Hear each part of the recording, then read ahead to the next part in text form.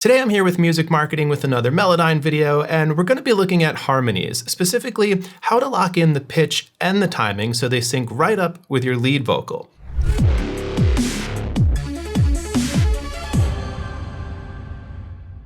Hey everyone, welcome back. If it's your first time here, my name's Mike. I've been a music producer for over 15 years, and now I make videos about music production. Now, there's a lot of different ways to use Melodyne. This is just how I do it, but I encourage you to explore whatever workflows work best for you. So let's dig in. We're going to be looking at these two tracks here, which is pretty much the lead vocal, verse 1, verse 2, and the harmony track, verse 1, verse 2. And you can see that the harmony in verse 1 doesn't start until about halfway through. And in the second verse, we let that go the entire time just to kind of step it up coming out of a big chorus. So let's start by taking a listen to those two tracks together. Let's just play the first verse. You'll hear the harmony comes in at the halfway point. She threw a sucker punch at my heart, gave me a shock till it restarts. She's caused me all these complications, impairs my respiration, can't breathe. She's got me dropped down on my knees, not your typical kind of freak. She's got me on the So the first two phrases are spot on, but the third phrase could be a little bit tighter. What I'm hearing is the harmony track is a little bit ahead of the lead vocal. It comes in a little bit early, and the pitch is very close, but it could be a little bit tighter. So let's pop open Melodyne and see if we can sync them up a little bit more. So you might have noticed that along the left side of the screen here are a bunch of different track names, and these are all of the different instances of Melodyne within the session. And we can jump between them by clicking on the orange waveforms without even leaving the Melodyne window, which is pretty cool because we can kind of just keep editing on the fly, moving from one track to the other. But another cool thing we can do with that is show multiple tracks on screen at the same time. So to do that, we're just going to hold Command while we click on the orange waveform of the track that we also want to show on screen. So right now I'm seeing this harmony track. This is the harmony track right here. And I want to view the lead vocal alongside. So I'll hold Command on my keyboard and I'll click on the orange waveform of this lead vocal track, and now we can see both. And we can use that to visibly line up the two tracks using the pitch changes as our guide. And something to remember about Melodyne is these big orange blobs here, they're actually not the pitch. The big blob is showing amplitude or volume. When we zoom in here, that red line that runs through those big orange blobs, that is the actual pitch curve, and that's what we're going to use to sync up our tracks. So let's play this down right here at verse 1, where the harmonies enter at measure 23. breathe. She's got me dropped down on my knees, not your typical kind of freak. Okay, so that third phrase is the one we're going to focus on. What I see immediately is, if I look at the lead vocal, this first note here starts pretty much right on the downbeat, right on time. And in the harmony track, it happens a little bit early. And I'm using this pitch line here as my guide. So for the most part, when you're timing vocals, you want to use the vowel sound, which in our case here is where the pitches come into play. Sibilants, things like that don't really have much pitch to them, but the vowel sounds, when the notes open up, that's where the pitches come from. We can even see here at the beginning of the note where there's all these vertical lines here. That is Melodyne's way of showing us that's usually some kind of sibilant sound. Using the pitch line here is what I'm going to align for time. So again, looking at this first note, the pitch starts pretty much right here on the downbeat, right? And zoomed in here, you can see that the harmony is a bit early. So if I click and drag to the right, which is what I want, it's not going to let me. And I believe that's because it's following the grid here. If I make the grid smaller, you can see that it will let me. And it's going to jump in sort of relative movements here. So it doesn't actually help us because a full 16th note later, now this note is late. So I'm going to suspend the grid and do that manually. So I'm going to hold Option on my keyboard while I click and drag. And now you'll see it doesn't really lock in place. It lets me move it kind of freely. So I'm going to set this right here where the start of this pitch happens right at the downbeat. Now let's just move note by note, lining up the harmony track with the lead vocal. Again, we're a little bit early here, and I'm going to use this grid marker here as sort of a reference. So this note can slide over here and maybe a little bit more. There we go. We're lined up there. Now you'll see this note ends a little bit early relative to this one, but we are going to move the start of this note that follows it. And by doing so, it's going to elongate the preceding note. So that kind of fixes two problems here. We're going to nudge this a little bit forward, and I'm going to split the difference and meet that with the lead vocal. Now these are pretty much locked in place, and our endings are also much tighter on these previous notes. Scrolling down, let's see. Okay, so we have a dip here. That again happens a little bit early. We kind of want that to lock in with this dip here. So same deal. Let's zoom in, and holding Option on my keyboard, I'm gonna just nudge this a little bit. We can see now the dips happen at the same time. The ends of these notes are looking good. This one's slightly early. Let's make the grid even a little bit smaller. So we could see that we're a little bit closer to this grid marker here than we are right here. So again, holding Option, I'm going to slide that over just a touch.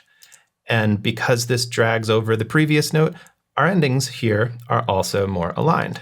So this last note here we just fixed starts at the same time, but the transition from these two notes are a little bit different. In the lead vocal here, we can see this first note, which is an A, is holding for much longer before it glides down to a G. In the harmony track, that glide happens a bit more abruptly and earlier.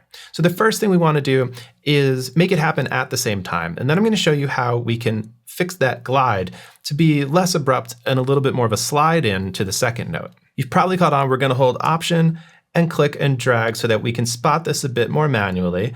And I'm aiming for this second half just to kind of land in the same place. But the way we get to this note is a bit more abrupt. We can see that there's sort of a almost 90-degree cut into this second note, whereas this one flows a bit more until it gets down to that G. So let's switch tools to the pitch tool. And when we do that, we also get access to note transitions, which are these little orange lines that connect the notes. And we can click and drag that up to extend the transition.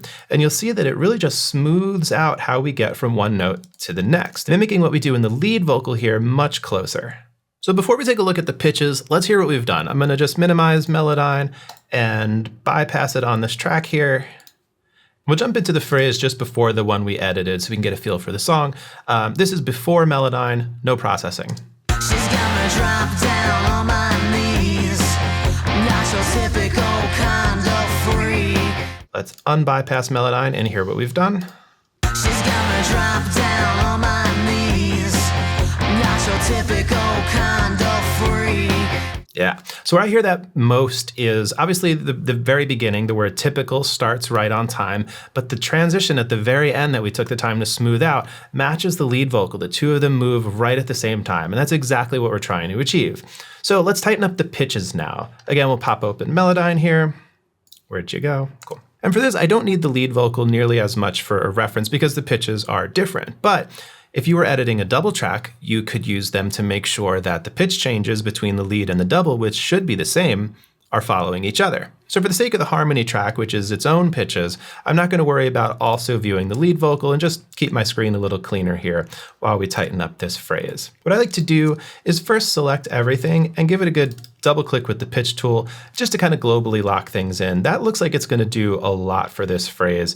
The only thing I'm really concerned about with this phrase are some of the vibrato notes, which tend to head downward as the note is held out. You can see that most clearly here.